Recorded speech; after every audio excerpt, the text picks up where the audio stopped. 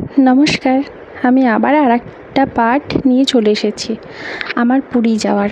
আগের একটি পার্ট আমি তোমাদের সঙ্গে শেয়ার করেছি।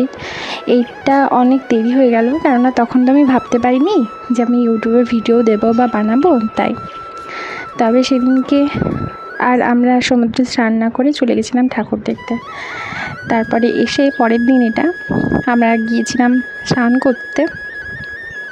তারপরে আমার তো এটা প্রথমবার সমুদ্র দর্শন বা সমুদ্র দেখা, এইটার অনুভূতি তো আলাদাই। হ্যাঁ, এটা আমি লজ্জা নেই আমার বলতে যে আমি প্রথমবার সমুদ্র দেখছি বা প্রথমবার আমি কলকাতার বাইরে কোথাও যাচ্ছি।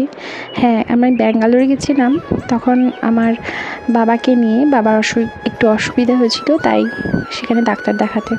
তারপরে আমার এই বিয়ের পরে এই নেক্সট টাইম আমার এই বাইরে যাওয়া, পুরী যাওয়াটা তো স্বপ্ন ছিল, এটা ভাবতে পারিনি কোনো দিন, তবে সত্যি হয়েছে আমার জীবনে। পুরী আসাটা তো সত্যি ভগবান না ডাকলে নাকি যাওয়া হয় না। আমি কথিত কথা শুনেছি যে পুরী যেতে গেলে না ভগবানকে ডাকতে হয়, মানে ভগবান তোমায় ডেকে নেয়। তুমি সব রেডি করার পরেও তোমার পুরী যাওয়া ক্যান্সেল হয়ে যেতে পারে যদি ভগবান না চায়। জগন্নাথ দেব যদি না চায় তুমি যাও, তো হবে না, পসিবলই নয়, যতক্ষণ না তিনি চাইছেন ততক্ষণ। তবে আমাদেরকে ভগবান ডাক দিয়েছিল, তাই আমরা গিয়েছি। তারপরের দিন আমরা ওই যে সাইট সিনগুলো যেগুলো থাকে সেগুলোর জন্য বেরিয়ে পড়েছিলাম। গিয়ে ওখানে একটা শিব মন্দির, আমার অবশ্য এখন আর নামগুলো মনে নেই, কেননা অনেক দিন হয়ে গেল।